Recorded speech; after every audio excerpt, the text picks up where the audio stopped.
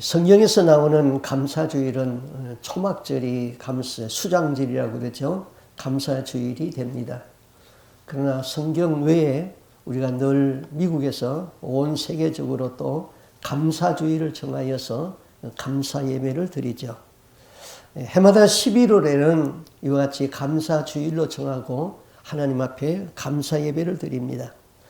원래 이 추수 감사주일의 유래는 이렇습니다. 15세기 말엽에 영국은 구교에서 신교로 이렇게 바뀌어지게 됩니다.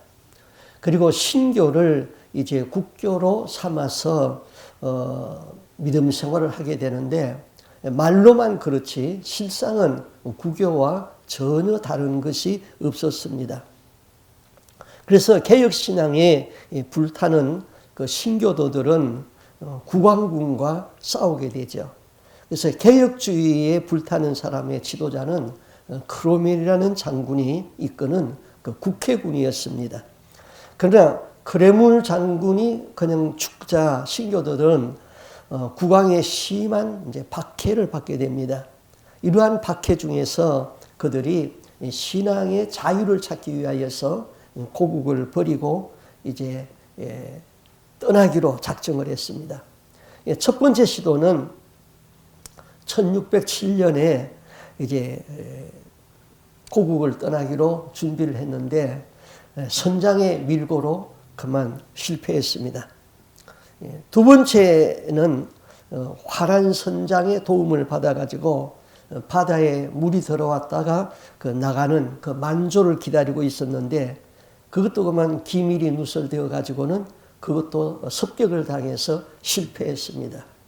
그래서 이들은 이 단체로 떠난다는 것이 불가능한 것을 알고 개별적으로 이제 떠나가지고 화란에 있는 그 암스테르담 근고로 이주하게 되었습니다. 거기서 12년 동안 계획을 세우면서 준비합니다.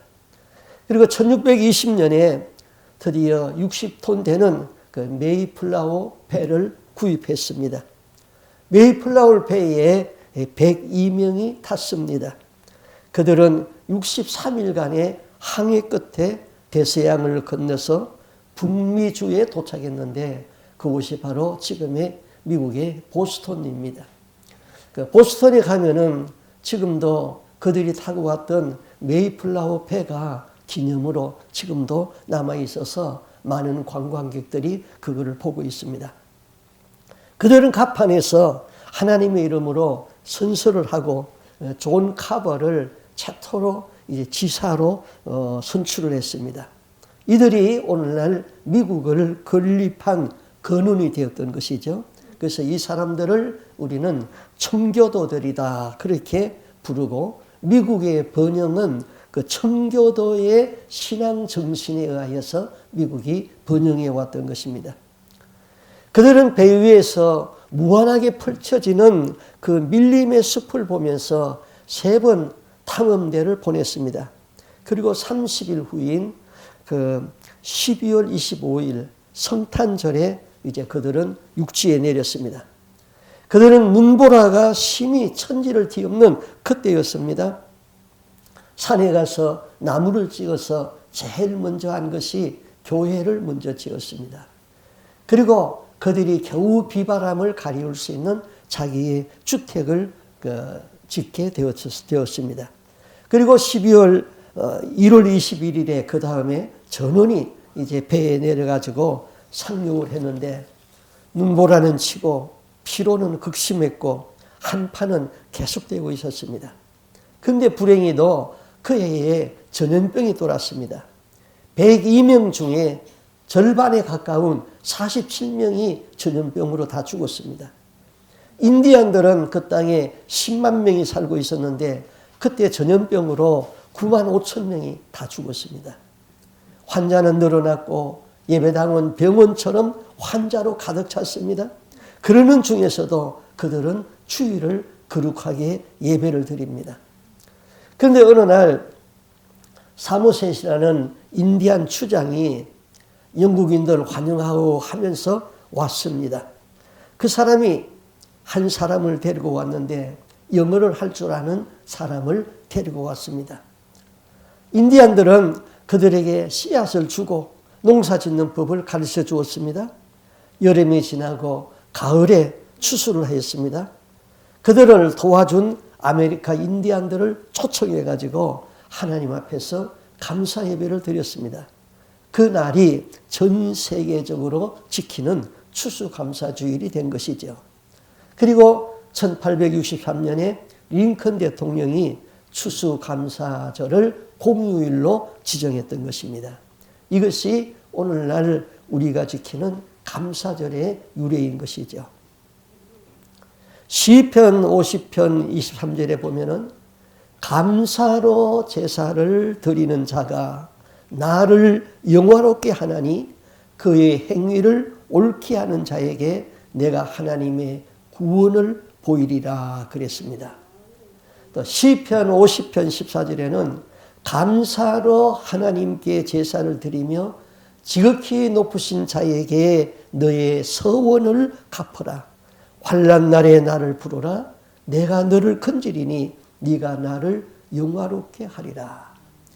하나님이 우리 인생을 창조했을 적에 어떤 목적을 가지고 창조했다고 그랬죠? 하나님을 즐거워하고 하나님을 영화롭게 하기 위하여서 우리 인생을 창조했다고 그랬어요. 그럼 하나님을 영화롭게 하는 것은 바로 예배를 통하여서 하나님을 영화롭게 하는 것이고 예배에 감사를 통하여서 하나님 앞에 영화롭게 하는 것이죠. 자, 우리가 감사하면은 하나님이 영광을 받습니다. 그러나 우리가 불평을 하게 되면은 마귀가 영광을 받는다 그랬습니다. 자, 어느 책에 보니까 성공한 사람들의 4가지 특징 그걸 말했는데 첫째는 언제든지 절대로 긍정하라. 그 다음에 2번째는 항상 감사하라. 3번째는 오직 초심의 마음을 가져라. 그리고 4번째는 오직 뚝심으로 일관하라. 이 4가지를 성공의 지표로 했더라고요. 또 탈무드에서는 이렇게 말했습니다. 여러분 잘 기억하세요. 질문에 이 세상에서 가장 지혜로운 사람이 누구인가? 대답은요. 어떤 경우에도 배움의 자세를 갖는 것이다. 그 다음에 2번째는요. 이 세상에서 가장 강한 사람이 누군가? 대답은요. 자신과의 싸움에서 이기는 사람이다. 그 다음 3번째는 이 세상에서 가장 행복한 사람이 누군가? 대답은 지금 이 모습 그대로 감사하며 사는 사람이다. 기억합니까? 제가 한번 여러분 탈무드가 지혜의 말씀이잖아요. 그 지혜의 말씀을 여러분 잘 기억했는지 물어보겠어요. 이 세상에서 가장 지혜로운 사람은 어떤 사람이죠? 배우는 사람. 항상 배우는 사람. 2번째, 이 세상에서 제일 강한 사람은 누구라고요? 머리도 좋으시네요. 자기와의 싸움에서 이기는 사람. 이 세상에서 가장 행복한 사람은 누구예요? 감사하는 사람. 아리스토텔레스는 행복은 감사하는 사람의 것이다. 그렇게 말했습니다. 인도의 시승이라고 부르는 타고르는 감사의 분량이 곧 행복의 분량이다. 그랬습니다. 내가 행복해서 감사한 것이 아니라 감사하기 때문에 행복해지는 것이죠. 가장 행복한 사람은 가장 많이 소유한 사람이 아니라 가장 감사를 많이 하는 사람이 행복한 사람이죠. 결국 행복은 소유에 정비례하는 것이 아니라 감사에 정비례한다는 것이죠. 그래서 성경은 이렇게 말했습니다. 골로새서 3장 17절에 또 무엇을 하든지 말에나 일에나 다 주 예수의 이름으로 하고 그를 힘입어 하나님 아버지께 감사하라. 감사하라. 우리가 감사하면은 하나님은 영광을 받으시고 우리가 감사할 적에 하늘의 상급이 크다고 그랬어요. 정말 주님의 은혜가 감사해서 하나님 감사합니다 했을 적에 내 마음이 뜨거워지고 그 말 한마디에 하나님은 영광을 받으시고 하늘에 있는 나의 집이 커간다는 것이죠. 그건 천국을 체험한 사람들의 얘기인 것입니다.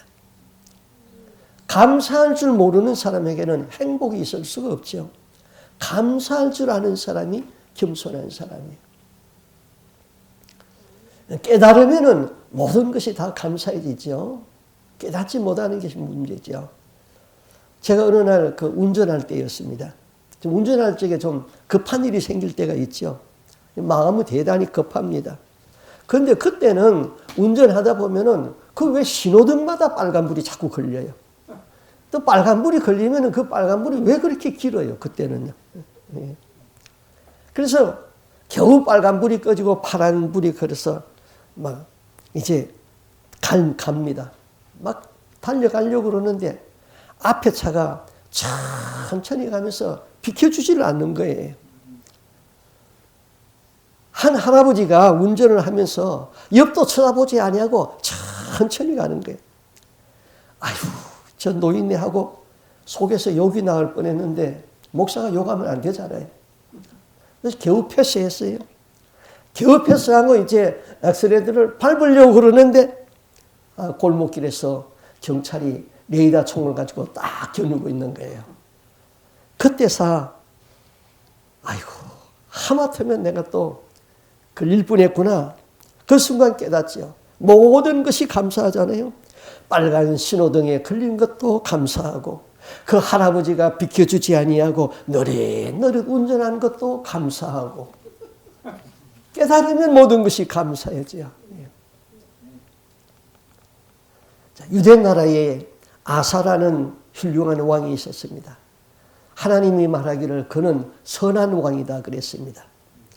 그가 왕으로 재임하고 있는 동안에 전심으로 여호와를 구하면서 유대 땅에 있는 모든 우상들을 다 철거해 버렸습니다. 그의 어머니 마아가가 우상의 신상을 만들어 놓고 우상 섬기는 것을 보고 어머니도 왕후의 태우라는 주의를 폐하여서 평신도를 평민을 만들었습니다. 그의 치적을 하나님이 이렇게 칭찬합니다. 역대하 14장 2절에 보니까 아사가 그 하나님 보시기에 선과 정의를 행하여 그랬습니다. 하나님 보시기에. 인간의 실존은 하나님이 나를 어떻게 보시느냐 그게 있는 것이죠. 하나님이 천지를 창조하시고 여섯째 날까지 우주 만물을 다 창조하시고 사람을 창조하였습니다. 그때마다 하나님 보시기에 좋았더라. 그리고 모든 창조한 것을 보시니 하나님 보시기에 심히 좋았더라. 그렇게 말했습니다. 아사는 하나님 보시기에 좋았더라. 그 삶을 살았어요. 아사는 국방을 튼튼히 했습니다. 그에게는 58만 명의 훈련된 병사들이 있었습니다. 성읍을 견고하게 쌓고 적군의 침략을 볼 수 있도록 망대도 높이 세웠습니다.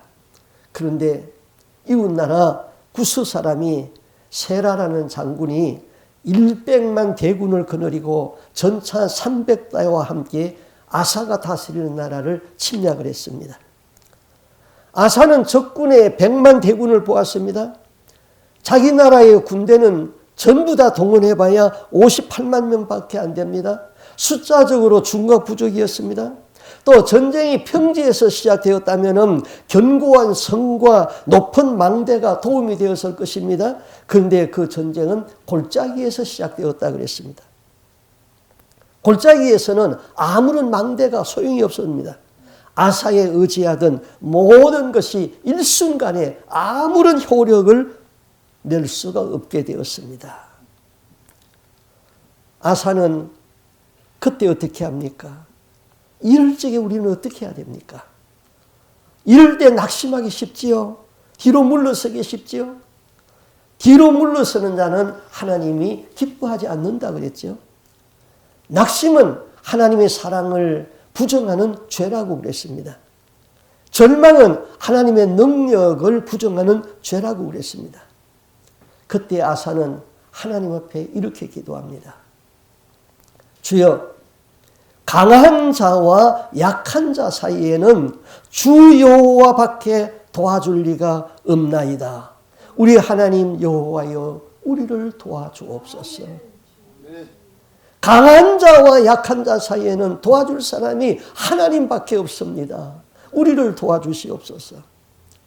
아사는 그가 의지하고 신뢰하는 하나님께 부르짖었습니다. 하나님이 아사의 기도를 들었습니다.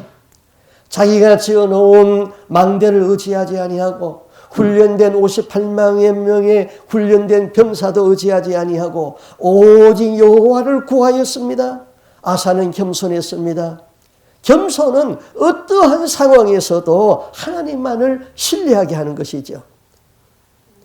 그러나 교만은 자기를 신뢰하고 자기 능력을 과시하는 것이죠. 하나님은 겸손한 아사의 기도를 들으시고 구스 사람을 아사에게 붙였습니다. 구스 사람의 100만 대군은 아사 앞에서 패전하고 말았습니다. 아사는 전쟁에 크게 승리하고 나라가 크게 부흥했습니다. 겸손한 사람은 영적으로 투명하고 전적으로 하나님을 의지하게 되는 것이죠.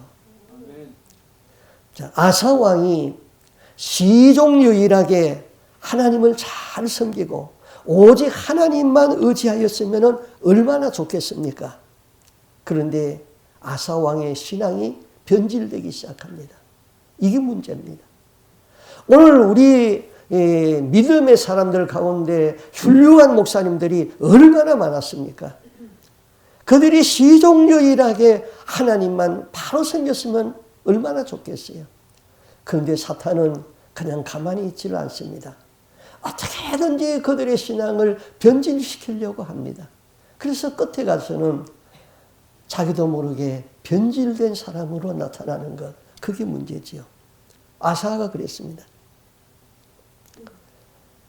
역대하 16장 1절 이하에 보면은 아사왕 36년에 다른 나라가 아닌 자기 동족의 나라 북쪽 이스라엘이 침략해 왔습니다. 그때 아사는 성전에 있는 모든 보물과 왕궁에 있는 모든 보물을 꺼내가지고 이웃 나라에 보냈습니다. 보내면서 당신이 군대를 보내서 우리나라를 침략해온 이 사람들을 좀 막아달라 그랬습니다. 그래서 이웃 나라는 그 검언을 받고 군사를 보내가지고는 전쟁을 막아주었습니다. 그때에 하나님의 선지자가 나와서 이렇게 책망합니다. 역대하 16장 7절에 보니까 그때에 선견자 하나니가 유다 왕 아사에게 나와서 이르되 왕이 아람 왕을 의지하고 왕의 하나님 여호와를 의지하지 아니한 고로 아람 왕의 군대가 왕의 손에서 벗어났나이다. 그러면서 옛날을 회고시키죠. 구스 사람이 100만 대군을 몰고 왔을 적에 말과 병거가 힘이 많지 아니했습니까? 그러나 왕이 여호와를 의지한 고로 여호와께서 왕의 손에 붙이지 아니했습니까?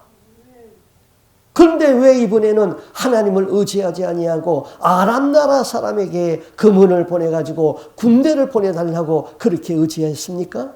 그러면서 이 책망을 하는데요. 이 책망은 우리 모두가 들어야 할 말입니다. 여호와의 눈은 온 땅을 두루 감찰하사 전심으로 자기를 향하는 자에게 능력을 베푸시나니. 그렇습니다. 여호와의 눈은 온 땅을 두루 감찰하시는데 전심으로 하나님을 구하는 자에게 능력을 베푸시나니. 이 일은 왕이 망령되이 행했습니다. 이제부터 왕에게는 전쟁이 있을 것입니다. 그러면 아사가 급히 회개해야 되잖아요. 아사가 변질되기 시작했어요. 아사가 노하여 그 선견자를 옥에다 가두었다 그랬어요. 그 말에 크게 노했습니다. 아사가 변질되기 시작했다는 거지요. 그 선견자를 앞에서 내가 잘못했나이다. 다윗은 그렇게 말했잖아요. 내가 하나님의 죄를 지었나이다. 그리고 회개했잖아요. 그런데 아사는 회개하지 아니하고 그 선견자를 감옥에다가 가두었습니다. 하나님은 그에게 또 한 번 회개할 기회를 줍니다. 아사가 왕이 된 지 39년에 그의 발이 중병이 들었습니다. 병이 들었는데 그때도 여호와께 구하지 아니하고 의원들에게 구하였더라. 그러면서 아사가 위에 있은 지 41년에 죽어 그 열조와 함께 잠에. 하나님은 마지막에라도 그가 회개하고 돌아오기를 원하여서 그에게 발에 중병이 생기게 해서 침상에 눕게 했습니다. 그때 회개하면 되는데 그때도 하나님을 의지하지 아니하고 의사를 의지했더라. 그래서 결국 그는 죽었더라. 우리의 인생이 이렇게 되면 안 됩니다. 하나님은 어제나 오늘이나 영원토록 동일하십니다. 그래서 하나님은 일편단심 충성심이 변함없이 하나님을 사랑하는 자, 그 사람들을 사랑합니다. 믿음은 처음도 중요하고 과정도 중요하지만 가장 중요한 것은 마지막입니다. 처음 성공하고 마지막에 실패하는 것보다 처음은 실패했을지라도 마지막을 성공하는 것이 더 중요합니다. 우리는 충성을 포기해서 처음 된 자로서 나중된 자가 되지 말고 끝까지 충성해서 나중된 자가 처음 되는 그 축복이 있어야 되는 것이죠. 성경에 보면은 여러 전쟁이 나오는데 특별한 전쟁 하나가 있습니다. 총칼로 싸우는 것이 아니라 찬양으로 이긴 전쟁이 있습니다. 역대하 20장의 이하에 여호수아 왕이 하나님을 잘 섬겼습니다. 그런데 모압과 암몬 족속이 연합을 해가지고 두 나라가 연합해서 유다 나라를 침략했습니다. 여호사밧이 두려워하여 하나님께 얼굴을 향하고 하나님 앞에 온 백성에게 금식을 선포하고 기도했습니다. 남자는 물론이고 여자까지도 또 자녀와 어린아이들까지도 하나님 앞에 나와가지고 하나님 앞에 기도했습니다. 그때 하나님의 신이 그 회중들 가운데 한 사람에게 임했습니다. 레위 사람 야하시알에게 하나님의 신이 임했습니다. 하나님이 그에게 말씀을 주었습니다. 온 유다와 예루살렘 거민과 여호사밧 왕이여 들으라. 여호와께서 너희에게 말씀하시기를 이 큰 무리를 인하여서 두려워하거나 놀라지 말라. 이 전쟁이 너희에게 속한 것이 아니요 하나님께 속한 것이니라. 그러면서 이 전쟁에는 너희들이 싸울 것이 없다. 항우를 이루고 서서 너희와 함께한 여호와가 너희를 구원하는 것을 보라. 하나님의 신에 감동을 받은 사람이 그렇게 외쳤습니다. 그 다음 날 전쟁은 시작되었습니다. 그런데 그 전쟁은 총칼로 싸우지 아니했습니다. 여호수아 왕은 전쟁하는 군인들 앞에다가 찬양하는 찬양대를 먼저 세웠습니다. 그리고 하나님 앞에 찬양을 하게 했습니다. 역대하 20장 20절에 보면은 전쟁을 하기 전에 왕이 다시 한번 백성들의 신앙을 돈독하게 합니다. 유다와 예루살렘 거민들아 내 말을 들으라. 너희는 너희 하나님 여호와를 신뢰하라. 그리하면은 견고하게 서리라. 그 선지자들을 신뢰하라. 그리하면은 형통하리라. 그리고는 군대들 앞에 찬양하는 찬양대를 태워가지고는 하나님 앞에 찬양을 했습니다. 여호와께 감사하세 그의 인자심이 영원함이로다. 여호와께 감사하세 그의 인자심이 영원함이로다. 그 찬양이 하늘에 상달되었습니다. 하나님이 천사를 보냈습니다. 암몬 모압 연합군이 유다 나라를 쳤는데 유다 백성이 하나님 앞에 찬양을 올려드리니까 암몬은 모압 군사를 유대 백성으로 알고 쳤습니다. 다음에 모압 나라는 암몬 나라를 유대 백성이라고 쳤습니다. 자기들끼리 싸움이 붙어버렸습니다. 유대 백성들은 가만히 서서 자기들 싸우는 것을 보고 하루가 지나니까 완전히 다 죽어버렸습니다. 전쟁이 그냥 시체로 그냥 전쟁터가 깔려버렸습니다. 그들이 얼마나 많은 전쟁 노획물자를 가지고 왔는지 3일을 전쟁 노획물자를 거두었다 그랬습니다. 감사하고 찬양하니까 하나님의 권세가 내려졌습니다. 감사하면은 천국 문이 열리고 찬송하면은 길이 열리는 것이지요. 영국의 레컬경은 해마다 크리스마스 때가 되면은 핸델의 메시아 곡을 연주했습니다. 한 번은 할렐루야 합창 후에 나오는 아리아 내 주는 살아계시고라는 곡을 소프라노 가수가 불렀습니다.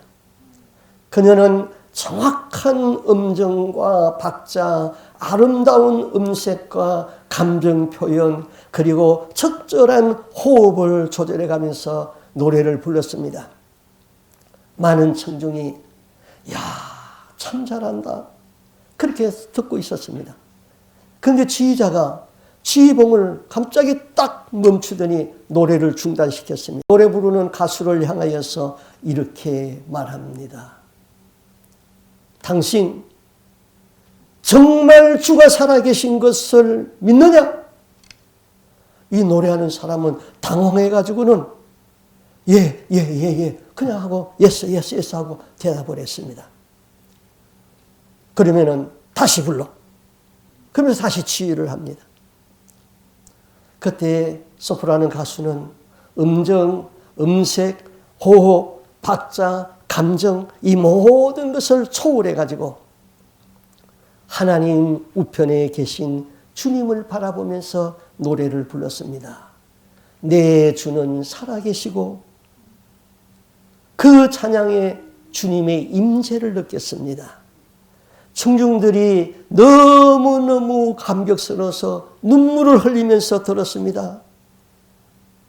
찬양은 오직 주님을 향하여서, 찬양은 오직 주님만 바라보고, 찬양은 오직 주님에게 눈길을 두고 찬송하는 것이죠. 청중은 잘한다 그것을 초월해 가지고는 성령의 임재를 느끼면서 눈물을 흘리면서 그 찬양을 들었던 것입니다. 우리 예배는 그렇게 돼야 되죠. 우리가 수많은 예배를 드렸는데 그냥 형식적인 예배가 아니라 정말로 성령의 임재가 있는 그 예배를 드려야 되죠. 우리가 잘 아는 찬양 305장 나 같은 죄인 살리신 이 찬양 우리 주님을 바라보면서 한번 찬양해 볼까요? 찬양해 보겠습니다. 1절만 해보겠습니다. 뜻을 생각하면서 지난 1년을 감사한 것을 생각하면서 나의 구속을 생각하면서 주님 앞에 올리는 찬양으로 우리 1절만 찬양해 봅니다. 그리고 1절 찬양이 끝나고 그 다음 또 한 번은 우리 허밍으로 우리 한번 찬양해 봅시다. 같이 찬양합니다. 나 같은 죄인 살리신 주 내 놀라워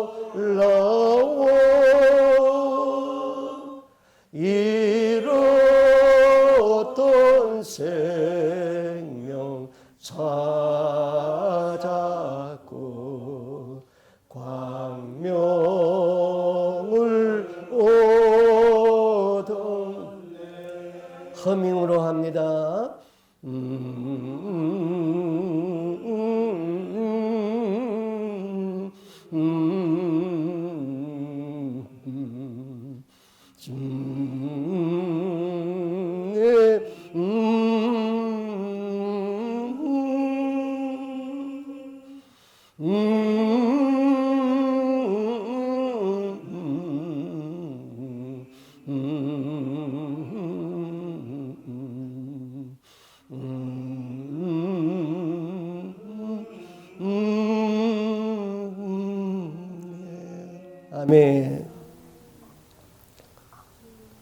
미국의 시카고에서 태어난 워너 솔맨이라는 화가가 있었습니다.